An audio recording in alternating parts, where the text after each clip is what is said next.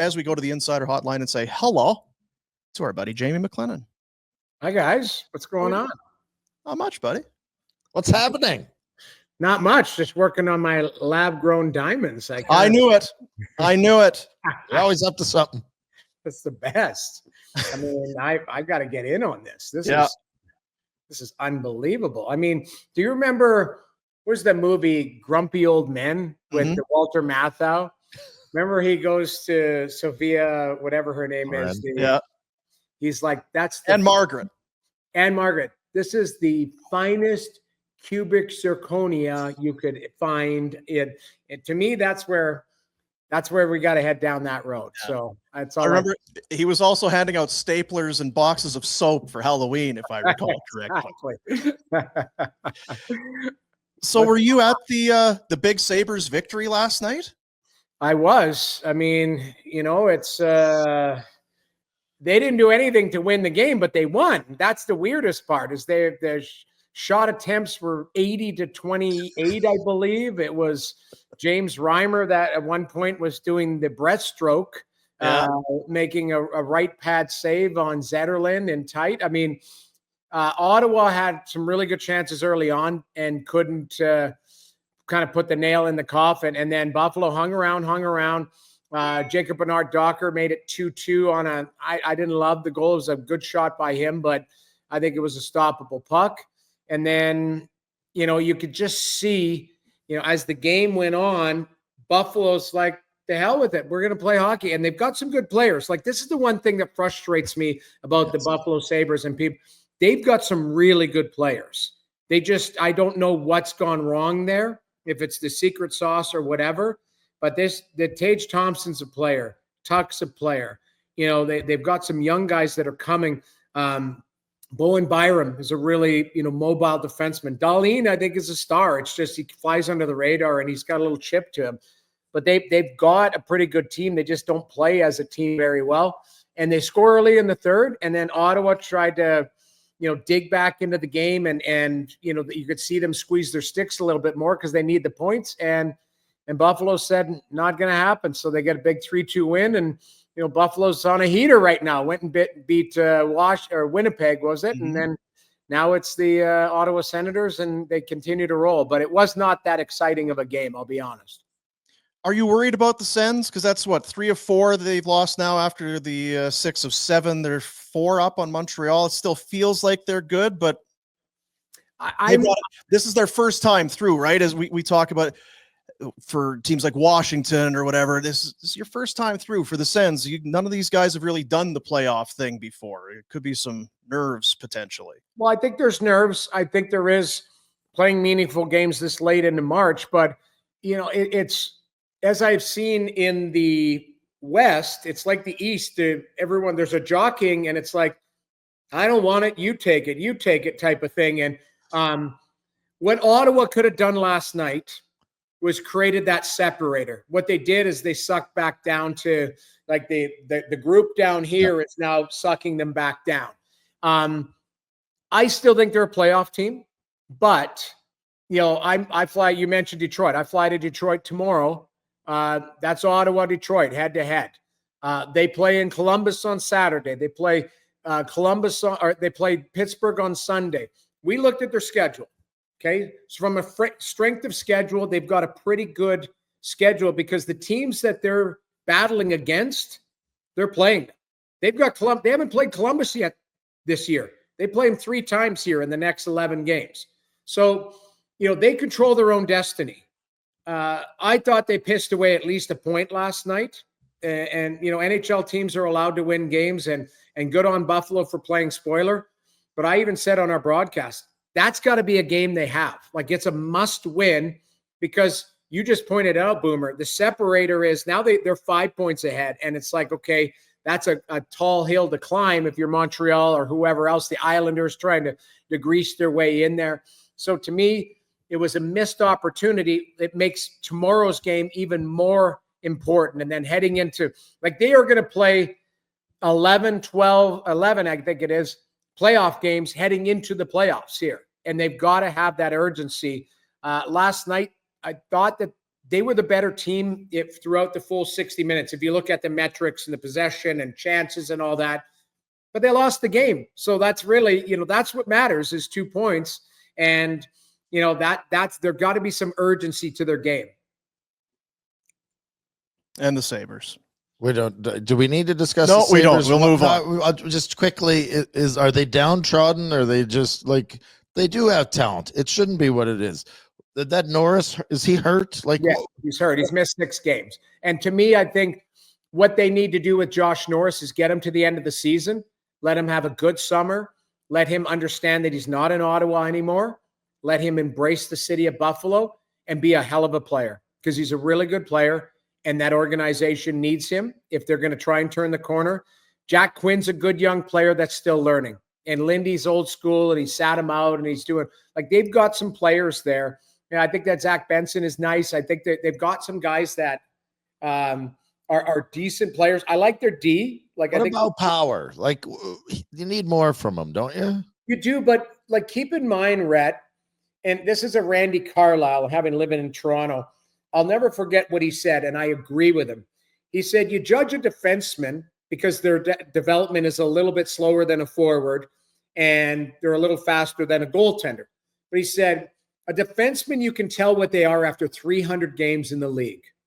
So that's, 3 full seasons, but maybe into their 4th season. I look at this Power. He's 6'5". He looks like he's 163 pounds. Like he's very light.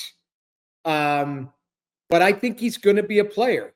But it might be when he's 23, 24 that he grows into his body. Hedman's like that. What's that? Hedman was like that. Yes. So you've got to I think the play. I mean, Dahlin, it took him a while to settle in the league, and I think he's a hell of a defenseman. And I think he's a bit of a dirty bastard too. Oh yeah. I say that respectfully. I love it. Because it's punch in the face, cross check in the ribs, and that he's not a fighter. Like he knows when to do that when there's numbers in front of them and stuff. He's like got support. I actually respect it a lot. You want him on your team, right? But their D, that Samuelson, they signed to a long-term deal. I think he's a stay-at-home guy who's a stabilizer to Dahlin. I think Power, you look at it. Bowen Byram is a guy who I think has more upside. He's a good skater. He can handle the puck, but he's had concussion issues. So they do have some pieces there. But it's the same. It's almost like rinse and repeat. Next year, they've got to have a stretch where they're not 8 points out of the playoffs by November, December type of thing where you're talking about learning lessons again. They've got to have a good off season. Like that's move the franchise if they got to give we're learning still speech because Jerry Pagula was on the road trip with them the other day, and I don't know what an owner traveling with a team is going to see than just maybe witnessing it firsthand what the hell's going on here. But I know his name's Terry. I call him Jerry. But anyways, Terry Pagula, he's on the trip. So maybe Kevin Adams is on thin ice. I don't know. He's got to be. And rightfully so. You can only have so many years where I always say that the Sabres organization went all in on McDavid and didn't get him, and then they turned Eichel into Tuck. That's not a good, but it's too long to be shitty. You've had there's no excuses. You look around the league. There's teams that have retools on the fly that are ahead of them, and you're saying, okay, why couldn't that be us? Why are we not? So something has to turn. They do have to hit on some of their players. Paterka's a nice player. They've got some guys that are decent players. It's just they got it all put together. And I don't know, Lindy Ruff, for the coach there. I love Lindy. He's a legacy guy. He got a 600th win last night. But do they need maybe a younger, progressive, hard ass? I don't know. I don't know what it is because I'm not behind the scenes. Now they were missing, I think, 3 players last night. They still found a way to win. It's not about one game or even Right. one season for the Sabres right now. It's 14 years of misery, and my conspiracy is that Lindy's going to be the next GM, and they'll bring in a different coach, and he was just brought in because Pagula likes him. And Fair enough, but I mean, at some point, you do need to turn the corner because everybody else in the Atlantic has taken that next step. Yep. You know, but here's and you said it, and I don't, stupid Sabres, I don't even want to talk about it, but they're more talented than you would ever, like, if you actually look at their lineup, but the kids that they have, they should not be where they are. No, but that's the thing. It's lack of achievement and playing to your potential that is the problem. It's not. Dylan Cousins shouldn't have had to be traded because they should be in a spot to fight for a playoff. Yeah. Like, the talent level isn't the issue. It's something else. Yeah, something's weird there. And the other thing too is now we ran a board last night of people that have left Buffalo and had success. Oh, and it was Allmark with the Vezina. It was Eichel with the Stanley Cup. Yeah. It's Sam Reinhart with the Stanley Cup. It's Brandon Montour with it. And then we had a little, Dylan Cousins. Is he going to go and have success in Ottawa and find out? That's the thing is, it's Ryan O'Reilly didn't care for what was going on there, and then he goes and finds joy in hockey again. Like, to me, there's something there, but I do like the city. I think there's so many good things there. I just don't know what it is. I'm not interior, so I can't put my finger on it. It's not the city. It's anyway. Yeah. Calgary Flames. Well, I was going to say, you want to be playing, play your best hockey at the right time of year and peak at the right time and all that. And the Flames it feels like they're kind of doing that. They've won 4 in a row. It's all been in kind of come from behind fashion. Last night, they're down 2-1. They tie it, then give up, or they go ahead and they give up a tying goal, but they get it done. But Kadri's is where he's playing his best that we think we've seen him in Calgary, or at least is matching that. Huberdeau is at his best. Mackenzie Weegar's been great. I think Rasmus Anderson's had a little bit of a resurgence here after a bit of a dip in play. Wolf has been outstanding. The St. Louis Blues are saying, we can do that too. It's going to be a dogfight, but we talked about it last night.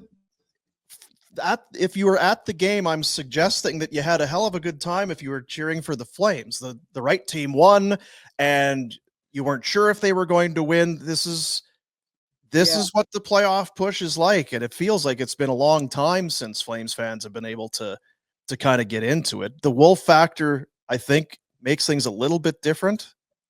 Not to say we didn't think Jacob Markstrom was a good goalie, but it just feels a little bit different. But man, they still need some help here, it feels like, even though with games in hand that they kind of have. They control their own destiny, but they do. And if you look at it, guys, there's that website Strength of Schedule, and I think Calgary's like 18th. So meaning they've got some favorable matchups. They control their own destiny with games in hand. And I mean, this St. Louis team won't go away. Like, I think they're like 14-2-1 in their last, 17, something ridiculous like that. 14-2-2. Yeah. Yeah. Sorry. 14-2-2. You got it. So, yes, they're on a nice roll. At some point, will they hit the ditch? But what you need to do if you're the Calgary Flames is control your own destiny. And what I like about it, and now you're playing with fire and you're dinking around, getting behind in games and then having to storm back and have this, I was watching that New Jersey game. I'm like, they're dead in the water. It's 3-1 off day, whatever it is. And all of a sudden it's 5-3. You're like, holy smokes. How did this happen? So for me, they're finding ways to win different ways, and it's different heroes every night. It's not just, hey, it's Dustin Wolf, or hey, it's this player. You're seeing, like, as you mentioned, resurgence. Nazem Kadri that's the best I've seen him play in a long time. There was and I would only say this respectfully, but there was a time where I was watching him this year and I'm like, I don't know if the legs have fallen off. It didn't look like he had jump.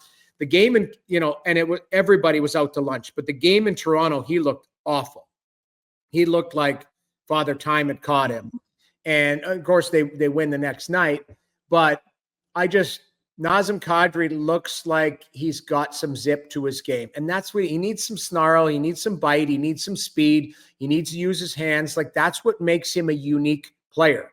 A unique player is somebody who can bring something different to the table in what is ever needed within that game. Nazem Kadri can do that because he can fight, he can hit, he can score, he can be an emotional leader.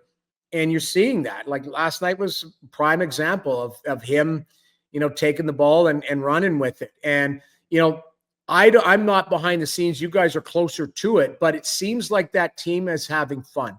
It seems like they've got some chemistry within the room. It seems like they've got something special there. I'm not going to say it was 0-4, because they don't have Iggy, they don't have Kipper, but they have a young Kipper technically, right? And, it is, but there is a formula there that they're getting it done and they're playing for each other. And that's what's impressive for me. Why? They're not telling you how much they like each other. They're going out and playing and showing you. They don't have to say, "Oh no, we like each other. We're a really tight group." It's like, well, you mean not like Zadorov the other night or whatever? Well, yeah, we talked about that earlier. Rhett brought it up, that the value that there has to be for the young guys to be part of games that matter here, to see the veterans in the room, not I don't give a like Zadorov a year ago, where they don't care and all they want is where am I signing next summer and all of this sort of thing. To see Kadri, right, a veteran, one of the leaders of your team, how much it matters to him, that can't help but rub off on even guys like Frost, who's 25, but not a lot of experience there in the playoffs for these guys either. But the young guys are really feeding off of this, I would think. I think so, but you look at a guy like Frost. I think Frost gets it. Okay, his dad grew up around the Maple Leafs. He's a Toronto area kid. He's Canadian, understands Canadian market, understands he's coming from a scenario where, Philly, I mean, they gave up a touchdown again last night. Like they're in one and they're obviously in a rebuild. Morgan Frost understands what's in front of him. Like, I've got a real opportunity here to grow my game.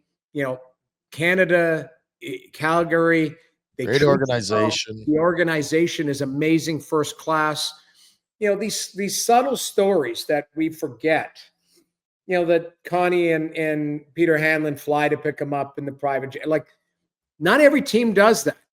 Toronto Maple Leafs have nothing but money, but it sounds like, Brandon Carlo flew from Tampa, first class or whatever, but it wasn't PJ. I don't think it was. Like, to me, there's small things that the details that the organization's doing. And Connie deserves a lot of credit here too, because he could have easily said Rasmus Anderson, and I know Pinder probably was like, sell them all, I don't know where he was at with his mindset, but Connie saw something there and gave the guys the opportunity. It's not like in the offseason, he's not going to continue to tinker to make this team better. But he said, you know what, for what we have right now, we're sticking with it, and let's see what the guys can do. He's given them the confidence. They're paying him back by playing that way. Well, and you would have never guessed that St. Louis would be that good, where that's the team you're trying to catch, right? Like, anyway, it is what it is. But for a long time, it just felt like someone was going to make the playoffs here in the West. And I'm sure maybe it's to the same extent, but it's because Vancouver wasn't very good and the Flames weren't good. Somebody was going to get in. It was just going to be the best of a group of men. Right. But now the Flames they've upped their game, and obviously St. Louis. Are the Wild capable of falling out? Like, they're only 2 up on St. Louis, game in hand. I guess the Wild is kind of in one because they've certainly fallen off. Now, didn't they get dummied last night? Wasn't it 5-1? I think it was to Vegas. I believe it was. Vegas. I put a clinic on, but yeah, like Minnesota isn't 100% solidified. 2 can make that spot. So, I mean, is it conceivable all of a sudden it's Vancouver and Calgary? I don't think 78 to 85. I mean, what do you make the magic number is? Low 90s, 90-ish. Chat GPT says 93. I said 95. I said if you get 95, you're in for sure. And the AI's telling you 93. I think not Chat GPT is correct. I do believe it's like low 90s. That'll make it. Because again, these guys are playing each other. Like, there's 3-point games. There's playing each other. All of that. I mean, Calgary, you're dealing from a position of strength if you take those games in hand and you turn them into points. It's just harder, right? Because the schedule, you've got 3 more games to play in this kind of same amount of time, right? Like, I don't give a shit what you say. It's going to pile up on you every other day for the next month. Is a lot of hockey. Well, and if you're predicting it, you go on their winning percentage. Okay, you got 12 games left. Their winning percentage, like you can't just trudge along. Your winning percentage is, what is it, 563 or whatever it is. If you're going to do that, you're probably not going to make the playoffs. You might need a 680 or a 700. You might have to win, 7 or 8 out of the last 12 that you are and that puts you in the playoffs. But it's going to be an uphill battle, but it's worth it right now. This is meaningful hockey. I don't know if the market's excited. It is. I do have a trip to Calgary planned soon, so I want to feel it. But I think they're in great. I think there is going to be some form of a market correction for St. Louis. I just don't think they run the table the rest of the season. I agree. So you circle that. You're right. Minnesota's not, dead in the water, but they're certainly leaking oil. So there is a scenario where maybe St. Louis climbs over Minnesota and Minnie's the team, but I would still think there is. St. Louis is going to hit the ditch at some point and maybe, lose 3 of 4 type of thing. Where Calgary, you've got to find a way to get points every night and even against formidable opponents. That's really the key. Yeah, we got Dallas tomorrow. Well, that is. You got to hope that, Dallas either has a hard-fought battle against Edmonton tonight and they don't have much on a back-to-back, really. That's what you're hoping. You hope that Dallas doesn't have an off night and Edmonton lays the beats to them, and then they're pissed off coming into Calgary. That's really you want them to have a victory up north and then play the backup. You want them fat and happy. That's what you want. Fat and happy. Hey, we beat a team that knocked us out of the playoffs, and hey, we're going down to Calgary. Yeah, they're battling, but we'll play our backup. We'll do this and that. We'll still make it through. You've got to find a way. If you're Calgary to go, we're going to expose a team that played the night before. And you can hope that maybe the Oilers take it to the ground and have a physical battle with them, and that they wake up going, I don't know if I want to do this again the next night. We talked about it with Dregs last week, I guess it was, just the offer sheets, and do we see more of them just because of how well it's gone for St. Louis. Again, last night, St. Louis wins 6-1. Broberg, a goal and 3 helpers. Dylan Holloway, a goal and an assist. The Blues they're not doing what they're doing without those 2 guys. And Edmonton misses both of them, and the Blues are loving life with both of them. Maybe you don't get 2 guys from one team, but I do wonder if there's more of a focus to try and get guys this way, because we talk about the Flames. You talk about the retool on the fly. That's a way to do it, to approach it. Well, I've always been of the believer, and I don't want to take credit, but my boss told me the other day, he goes, you called the Holloway. So I called the offer sheet on the Holloway. I didn't call it on Broberg, but I did call it on Holloway because I liked what I saw in the kid. And I thought to myself, I think he can be a top 6. And I don't know if he was going to squeak in there in Edmonton as quickly. He climbed the ladder, right? With what the depth that they had at that time. But I believe in the CBA as a tool, and there's always been the old boys unwritten, law and all of this. I still maintain if Ken Holland was still the manager, that offer sheet doesn't happen, because he not only just the respect that he has, his relationship with Doug Armstrong, but I believe he would have gotten the contracts done. I don't know if there was a disconnect. I don't know if there was arrogance from the Oilers organization. I don't know if they were worried about getting Draisaitl done and said, we'll deal with these guys. Keep in mind, these players have to sign the offer sheet. So they see, their agent or somebody has said, the opportunity for you is not going to be there in the next year or 2. You might want to move on. Because it takes balls to sign an offer sheet, because it's saying, like, I want to leave your organization, or you're not valuing me with a contract offer the way I want to. So to me, I think it was a brilliant move by Doug Armstrong. I think it was a miss by the Oilers, because they had to replace those players either internally or trade for them. But it happens. You have to adjust, and St. Louis is better for it. And I do think that there will be offer sheets this summer if teams aren't careful with some of their players. Can we keep you for one more? Yeah, absolutely. It's an important. This one, I'm confused by it. I don't understand how a city like Chicago isn't a place where guys want to play. I don't understand what the organization is doing to piss people off. I don't know what the organization is doing with a guy like Bedard. There's no support there. It looks, I'll say it, piss poor. Yep. And why and how and what in the F is going on in one of the most storied franchises in the NHL? Okay, so elephant in the room, the Kyle Beach thing, let's be honest. Like that's a smell that the organization has to wear. And it's going to wear for a long time. And, the way that they do business has changed, and, good for them. We hope that it's shined a light on a lot of things. That being said, you're right. That organization is storied. There's history there. It's an amazing city. It's an original six. And okay, fine. I understand you bought him out to get the golden goose. You bought him out, but surround him with NHL players to help him grow. For year one, I didn't think they did that. I think year two, they tried. And, it's Bertuzzi and guys like that go and get left-handed shot, played in Toronto and Vancouver. What's his name? Skate $1 million wheels, 10-cent hands. What's his name? I don't even know. Russian. I could see his face. Yeah. Yeah. So anyways, it'll come. But they go and get some players this year. It hasn't worked out still. This summer, I do believe, is the most critical, not only for Connor Bedard, but for the Chicago Blackhawks. Because I look at San Jose, and I think San Jose is ahead of Chicago. Oh, for sure. And not just like by a player here or there. Like they are. I think San Jose is going to be a really good team 18 to 24 months from now. Because Celebrini have grown. They're a franchise yes, I agree with you. But they went and got the goalie, Askarov.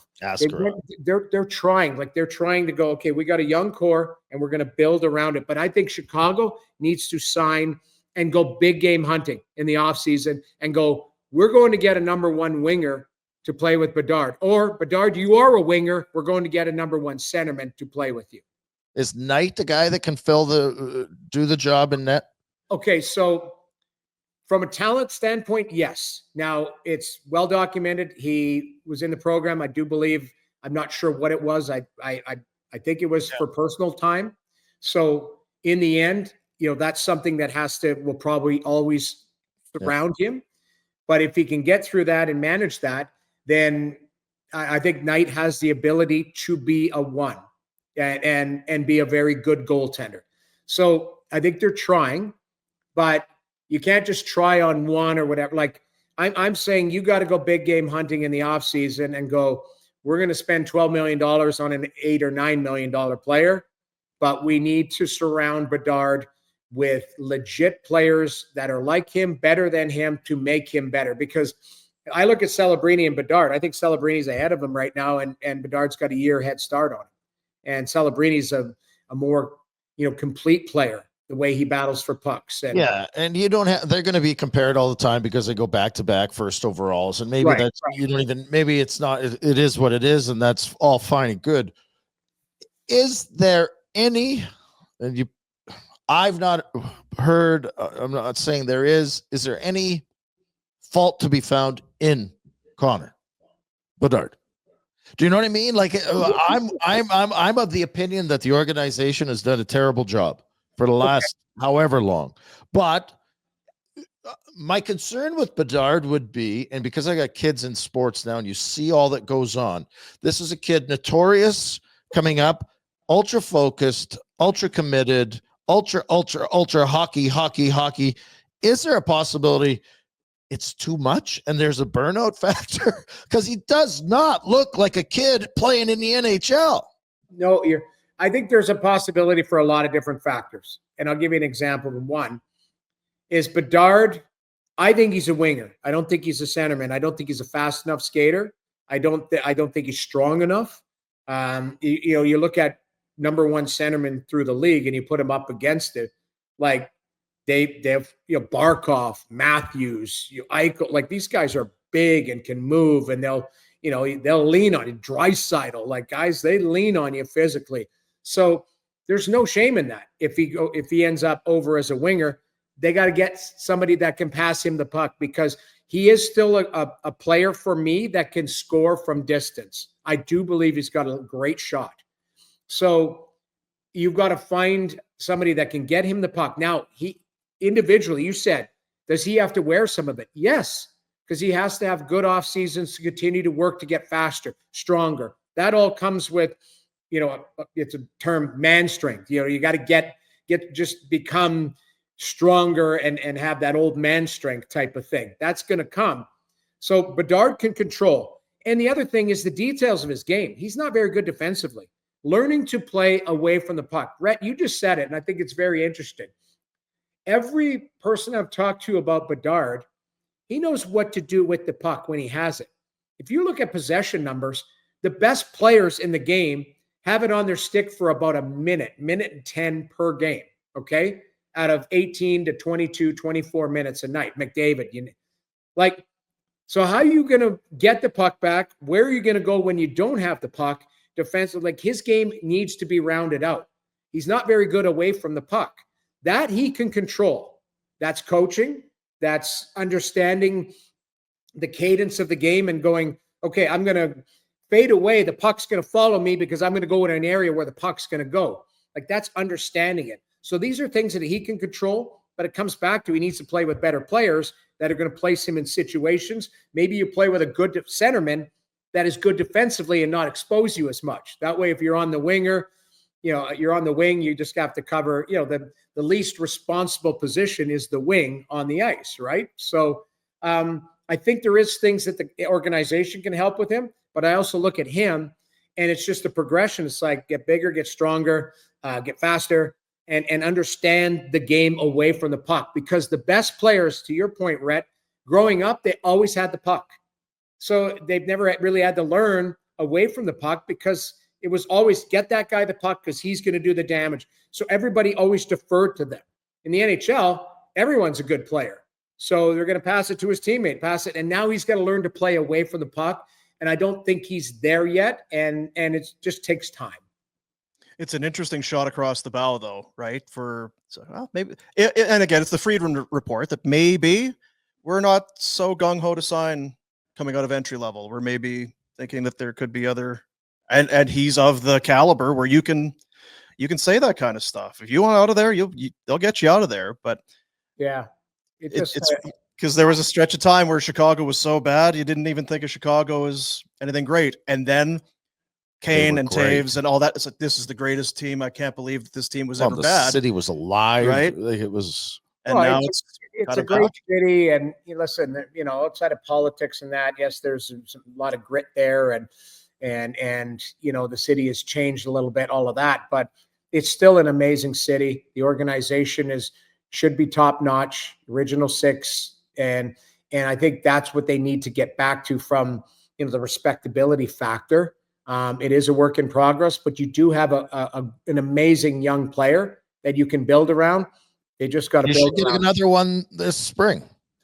Yes, you can get another top tier player this spring. Maybe they get the Schaefer kid. Maybe maybe they, to me, I think there's a lot of potential, but you got to start turning hey, the future and all that. Turn some of these draft picks and some of the things that you have for currency into live players to make your team better, to get to that next level, to help the development of your young players. That's my concern. They haven't done a good job of it, but with what Drager's, and we'll let you go, but Drager was of the opinion that guys don't want to go play there. So even if the money, right, and that's where I'm stunned by that, and I'm saddened by that, and that's a concern because they've got cap space to go spend money.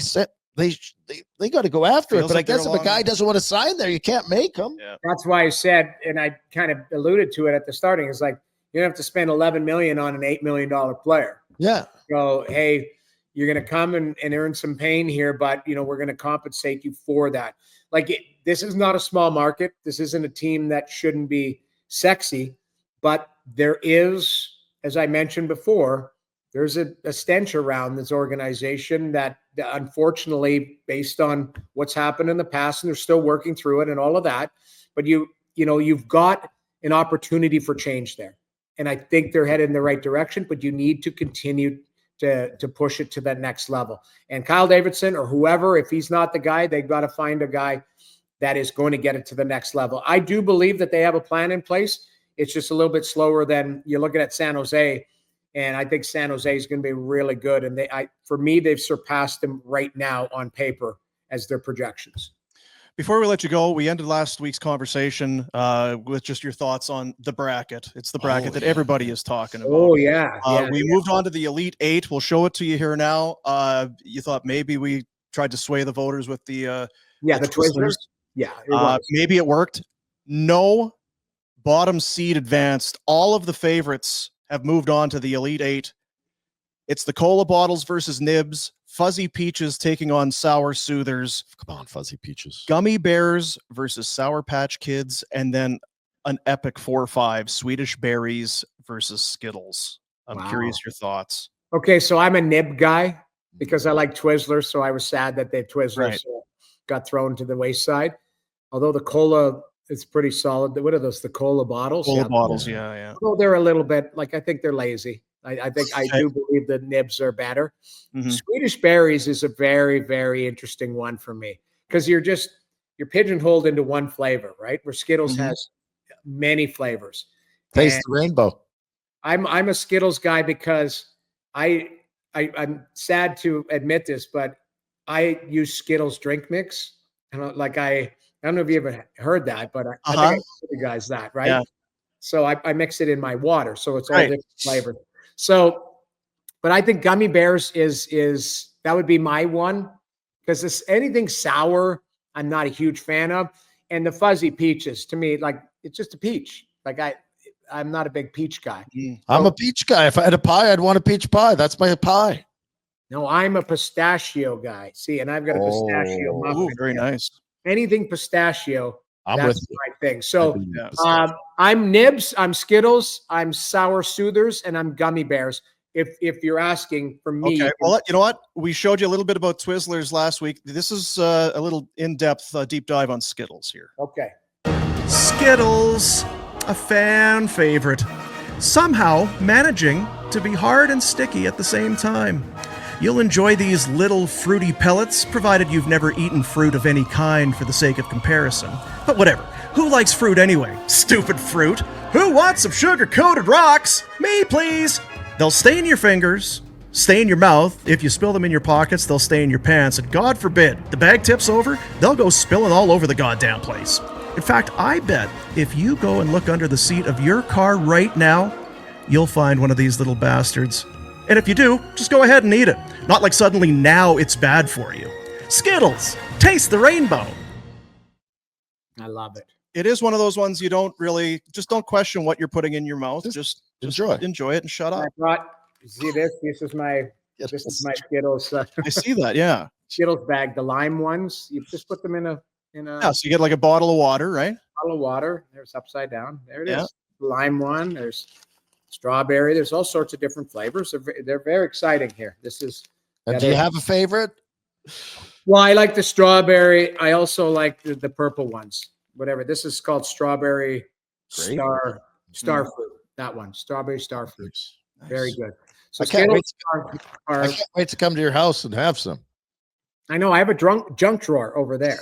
Literally, the kids go to the junk drawer. It's terrible. Yeah, you have a drunk cupboard and a junk drawer. Kind of a Freudian there. We got it. Got it all. Got it all. You're a good boy. Enjoy Detroit. I love Detroit. Yes. I was just there. It's a great spot. Beautiful. Yes. And they got an amazing rink, though. I'll tell you what, they got an unreal. That rink there is great. And a lot of chatter about the Flames rink, the event on Monday night. It's pretty I'm excited to see it. I'm excited to see it. I'm fired up. Nice. I might be an invited opening night. Wouldn't that be cool? Would be so good. You'll be hosting. Yep. That would be fun. Who else? Hosting. Yeah. Thanks, James. Talk soon, guys. See ya. There he is. Jamie McLennan on the Insider Hotline presentation of Crystal Waters Plumbing and Heating. Hey guys, thanks for watching. Be sure to check out more of our content right here on the Flames Nation YouTube page. We had a bunch of great long form interviews. You can check out some videos we've done as well outside of the studio. And of course, if you want more writing or merchandise stuff, flamesnation.ca or nationgear.ca. Appreciate you watching.